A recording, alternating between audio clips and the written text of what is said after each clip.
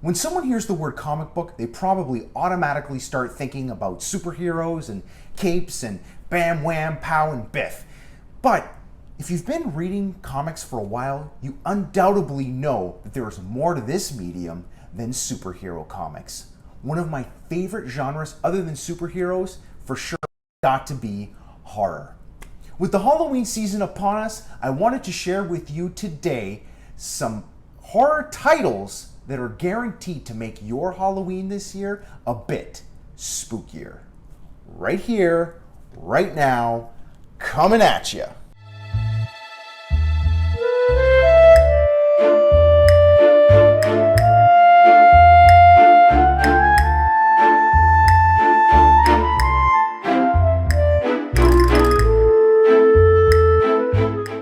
Dark evening to all my thrill shriekers. Dante D here, and welcome to the channel where we talk about comic books and other geek stuff. If you're new to this channel today, please consider subscribing and check out the channel for other videos on topics related to geek culture.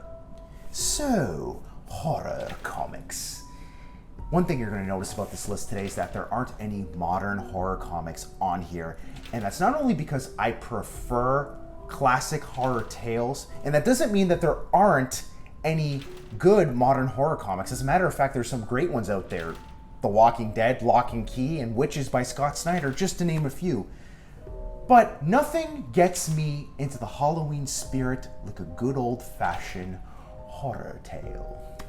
And you're probably asking, why is that? Why is it only classic horror tales that get me into the Halloween spirit?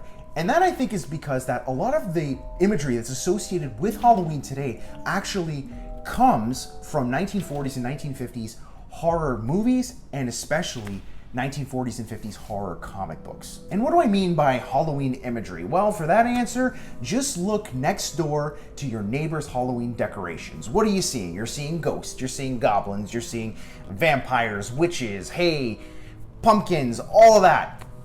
And I'm sure right now about half the viewers who have a little bit of a background in history are saying, aha, Dante, Halloween is not from 1940s and 50s horror comics and horror movies. It's actually derived from a pagan holiday called Samhain. Yes, that is true. The holiday that we celebrate today that we know as Halloween is actually derived from a Druid Celtic pagan holiday called Samhain that was celebrated in pre-Christian times in the modern day UK, which celebrated the end of the harvest and the transition into darker days.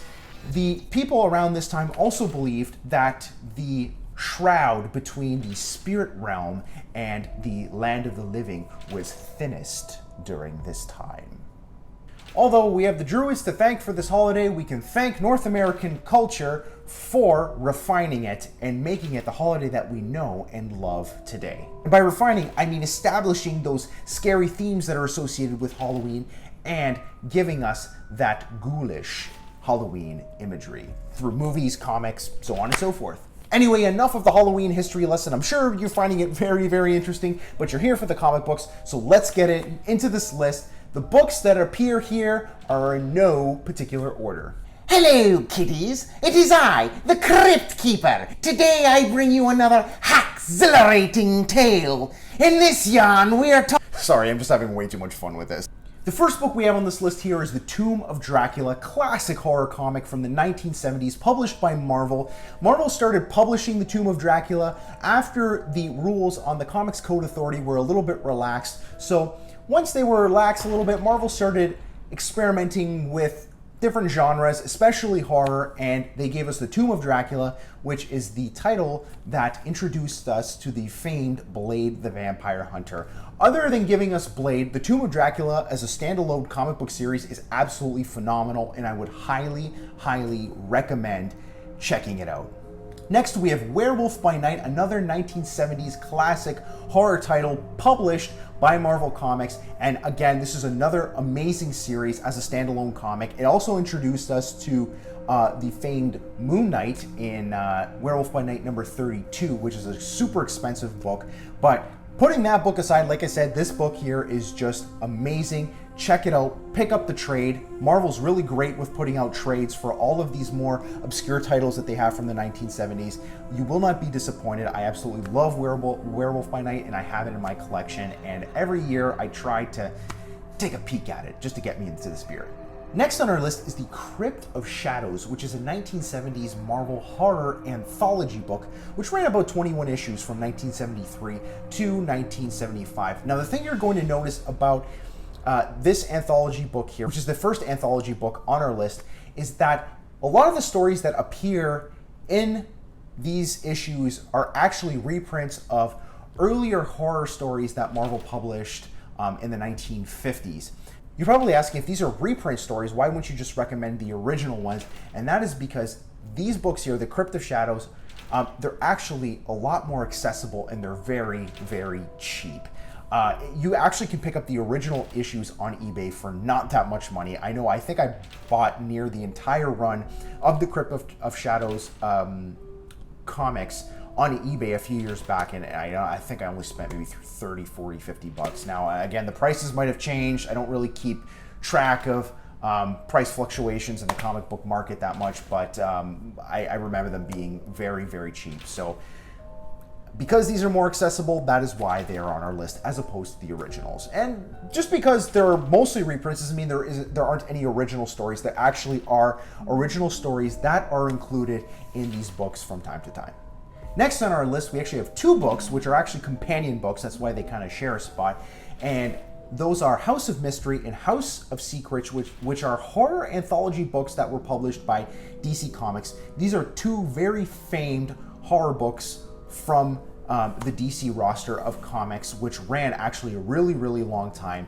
House of Secrets actually being the title that introduced us to the Swamp Thing, very, very popular character, and also a very, very expensive key issue. And then House of Mystery is just a very, very famed DC book that, like I said, ran for a very, very long time. Originally, House of Mystery started off as a strict horror type book.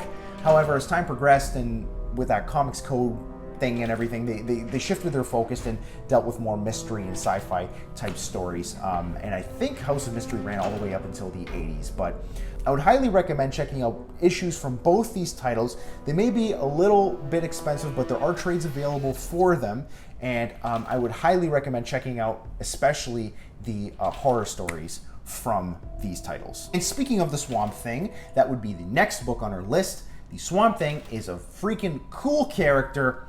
Your classic swamp monster, 1950s monster movie type character who's absolutely cool. I know Alan Moore did a very, very legendary run on Swamp Thing in the 1980s. You have to check it out. Even Swamp Thing from DC's New 52. I know the New 52 didn't get that many great reviews from a lot of people, but I personally love the New 52, and the Swamp Thing New 52 was absolutely awesome. Written by Scott Snyder, and I believe the art was by Yannick Paquette. Following the Swamp Thing, we have the Man-Thing, which appears to be Marvel Comics' version of the Swamp Thing. Although I believe the Man-Thing came first. I actually looked this up. I was like, who came first? They actually appeared around the same time. Man-Thing appeared in an issue dated May 1971, and the Swamp Thing appeared in an issue, I believe, dated July or June 1971. So they appeared around the same time. It kind of makes me wonder what the circumstances were behind their creation. I don't know if maybe Marvel and DC were kind of bouncing ideas off of each other, because I know all the Marvel and DC guys back in the day they were all buddies, and I think their offices were like across the street from each other. But anyway, don't let the goofy, kind of inappropriate sounding name Man-Thing steer you away from this comic. It's actually great, and one of my favorite horror books from Marvel Comics from the 1970s. I absolutely love this title. I have most of the issues of Man-Thing in my collection, and I cherish them. They're absolutely awesome. Next up, we have another DC horror anthology book that would be Witching Hour. Such a cool name. I absolutely love the name Witching Hour. It's so catchy and kind of scary, spooky, and mysterious sounding, and I absolutely love this cover from Witching Hour #1. Really cool with 3 witches. I love stories dealing with like witches and witchcraft, because I think they're really, really cool. I'm not a Wiccan or anything, but I just love witch stories. They're kind of cool. And witching hour is that title that coined that very awesome catchphrase, it's 12 o'clock, witching hour. I actually looked it up. Witching hour is like a real thing. Back in like the Middle Ages, witching hour was actually believed to be between 3 and 4 o'clock. That's when people in medieval times believed that that was the time of night when supernatural events were most likely to occur. Aside from all that, check out Witching Hour. They have some really cool stories in here, and I know you will not be disappointed if you pick this up. Our next books I'm actually going to talk about together because they are so closely related. And if you're going to pick up any book or any books that are on this list today, you need to pick up the EC Comics line of horror comics. And by the EC line, I mean the Haunt of Fear, the Vault of Horror, and Tales from the Crypt. This is sacred text when it comes to horror comics, and I don't think there's anybody out there that is going to disagree with me on that. These, in my opinion, I'm sure in many of your opinions, are the best horror comics published ever, really, and probably some of the best comic books published, period. The EC Comics stories that are in these three titles were way ahead of their time, and I feel that they've aged very, very well. I read these every Halloween, or around every Halloween, and I think these stories really hold up well in the present day. Remember how a little earlier on in the video I was talking about how horror comics were partially responsible for creating the Halloween imagery that we know and love today? Well, I was actually really talking about these three horror titles here. EC Comics, I think, made more contributions to Halloween culture than any other horror comic ever. I mean, heck, the Crypt Keeper, I mean, people to this day, even though Tales of the Crypt is no longer on TV or not even published as a comic book anymore, people still remember the Crypt Keeper. And every Halloween, there's always somebody who has that one Crypt Keeper decoration.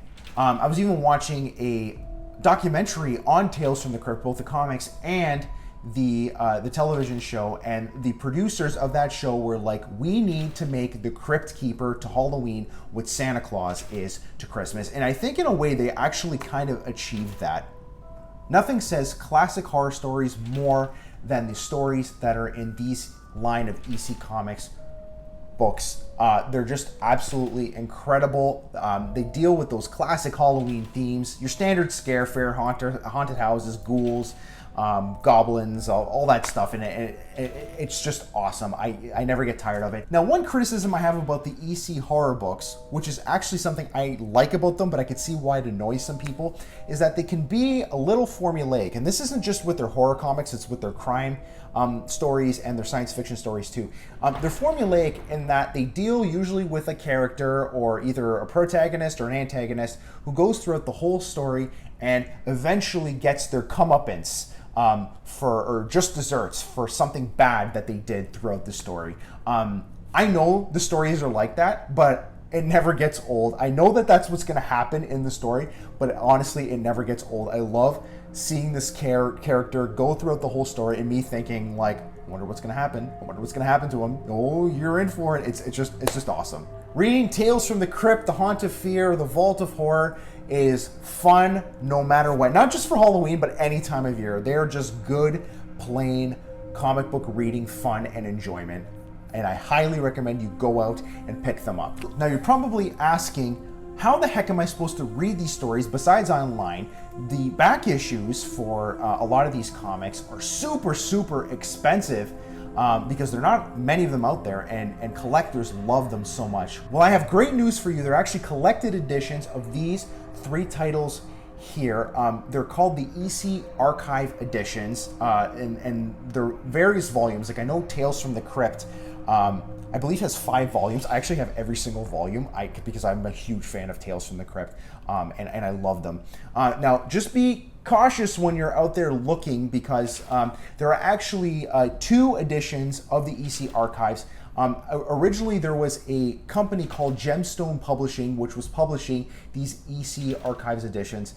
They are no longer in print, so any of the Gemstone Publishing editions of the EC Archives are going to be super expensive, of course, because they are no longer in print. But now Dark Horse Comics actually has the rights to publish these new archives editions. I'm actually kind of annoyed that Dark Horse now has the rights to these, because when Gemstone was actively publishing the EC Archives editions, they were a lot cheaper. I was buying EC Archives editions of these horror comics and the science fiction comics like Weird Science and crime suspense stories. I was getting them for maybe a little over 30 bucks a piece. Now that Dark Horse has the rights to these books, they're a little bit more. They're like 45, 50 bucks a piece, unfortunately. But at the end of the day, that's still going to be cheaper than going out and seeking a lot of the back issues of these titles. Well, that is my list of horror comics that I highly recommend for you to read this Halloween season. Are there any horror comics that you absolutely adore that you feel I should really check out? If there are some horror comics that you think I need to read, please let me know in the comments. I always love hearing from the viewers, and I love hearing viewer recommendations, because I actually go out a lot of the times and check out what viewers recommend to me. I really hope you enjoyed this video today. Until next time, this is Dante D signing off. I will see you all in the next episode.